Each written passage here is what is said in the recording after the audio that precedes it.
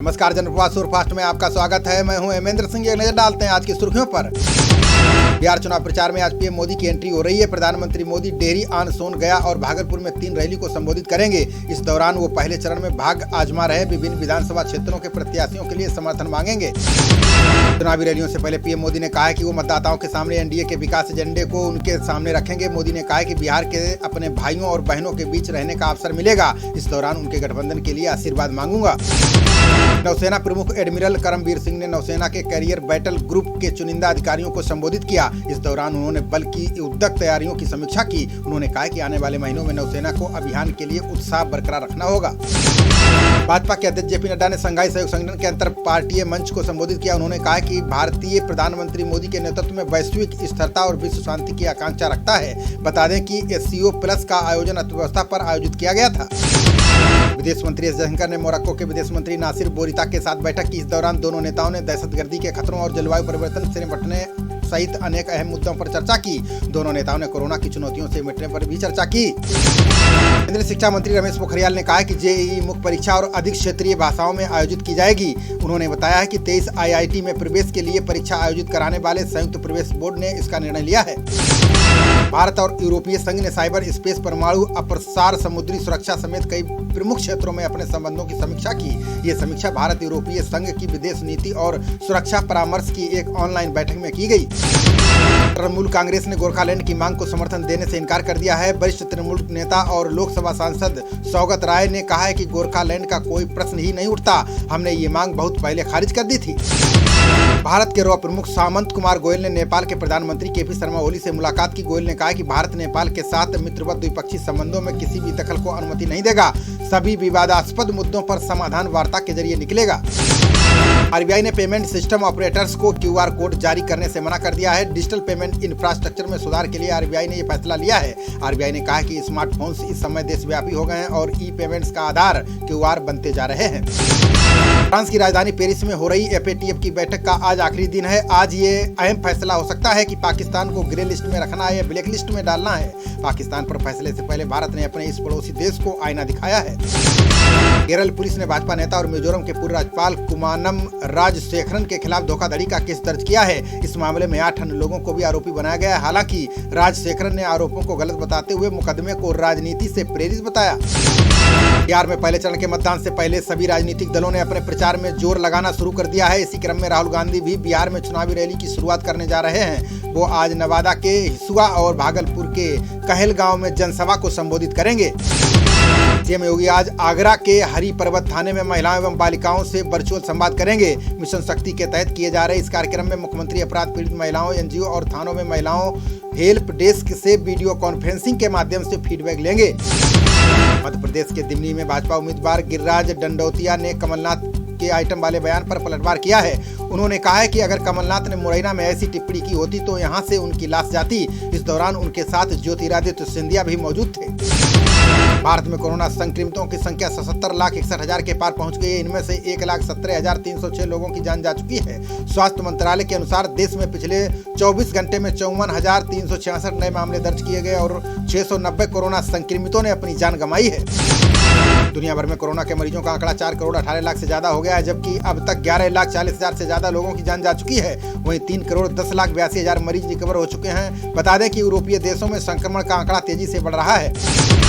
रूसी corona vaccine Sputnik V का भारत में 100 स्वयंसेवकों पर परीक्षण किया जाएगा। भारतीय औषधि महानियंत्रक ने यह जानकारी दी है। DGCI ने बताया कि परीक्षण करने के लिए फार्मास्यूटिकल कंपनी डॉक्टर रेड्डी की प्रयोगशालाओं को अनुमति दी गई है। मध्य प्रदेश के CM शिवराज चौहान ने ग्वालियर में जनसभा के दौरान प्रदेश में गरीबों को कोरोना का टीका मुफ्त लगाने की घोषणा की। इसके बाद उन्होंने ट्वीट कर बताया कि मध्य प्रदेश के प्रत्येक नागरिक को कोरोना का टीका मुफ्त में उपलब्ध कराया जाएगा।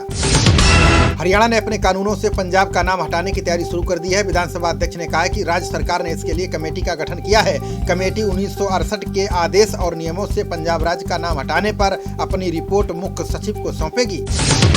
हिमाचल प्रदेश के मुख्यमंत्री जयराम ठाकुर की कोरोना रिपोर्ट नेगेटिव आई है, लेकिन सीएम ने रविवार तक होम आइसोलेट में ही रहने का फैसला किया है।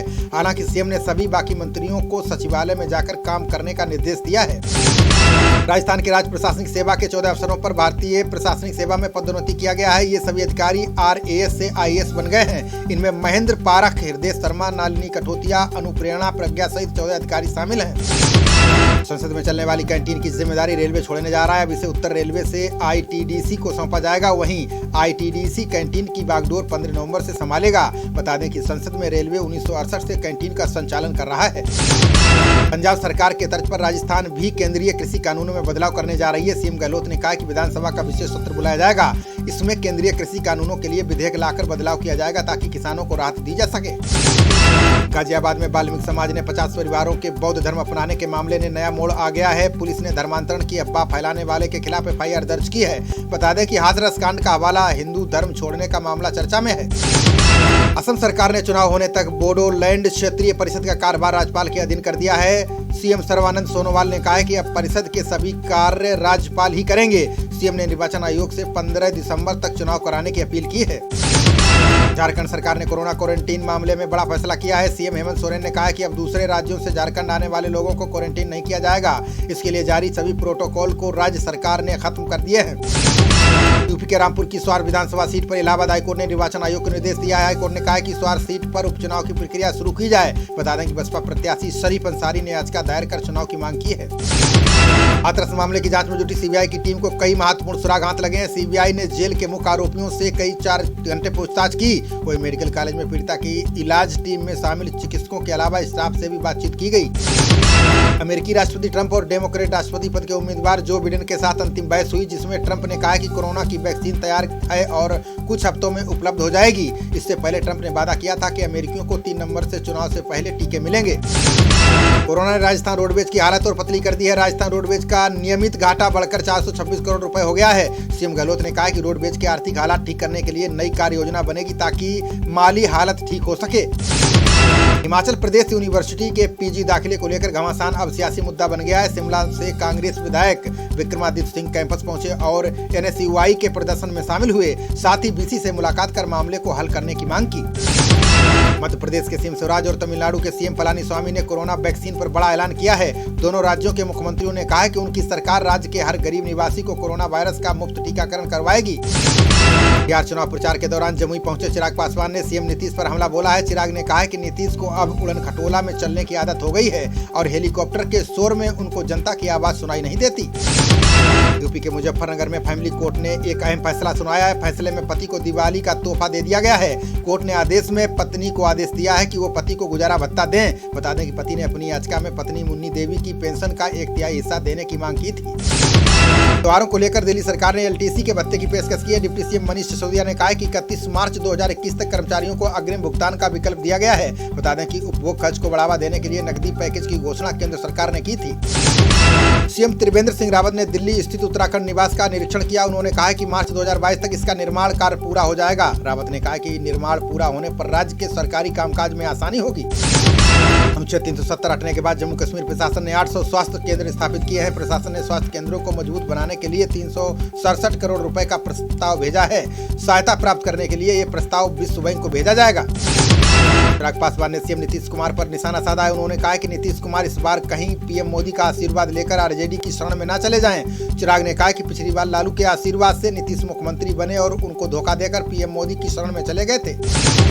डिप्टी सीएम मनीष सिसोदिया ने नीट JEE की परीक्षाओं को लेकर सुझाव दिया है। उन्होंने कहा कि अगले साल पाठ्यक्रम को घटाया जाना चाहिए। उन्होंने कहा कि कोरोना से छात्रों को पढ़ाई का नुकसान हुआ है। ऐसे में सरकार को इस मुद्दे पर विचार करना चाहिए।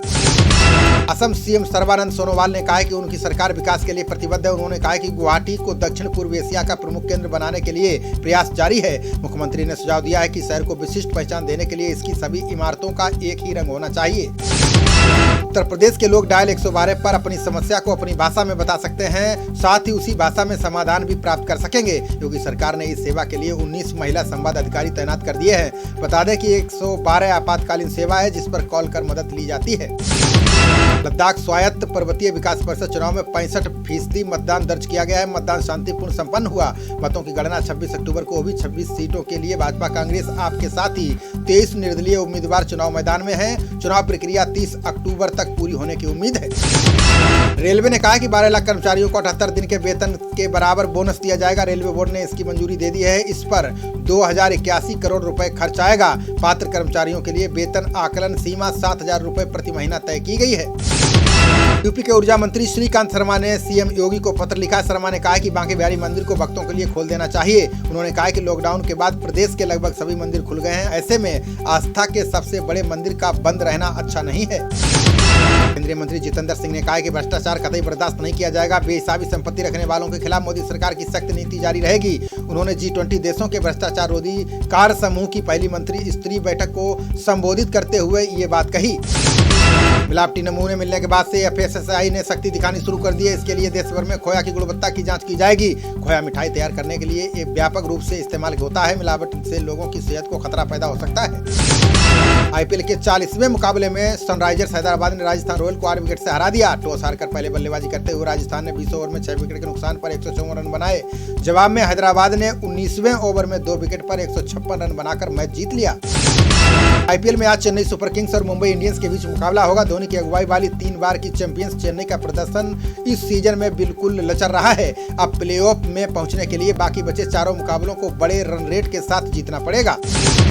भारत की महिला टीम T20 चैलेंज में हिस्सा लेने के लिए UAE पहुंच गई है। ये T20 चैलेंज शारजाह में 4 से 9 नवंबर तक खेला जाएगा। भारत की कप्तान हरमनप्रीत कौर के अलावा स्मृति मंधाना, जेमिमा रोड्रिग्स आदि ने 9 दिन मुंबई में एकांतवास किया। खबरों का सिलसिला जारी रहेगा। देखते रहिए जनप्रवाद। नमस्कार।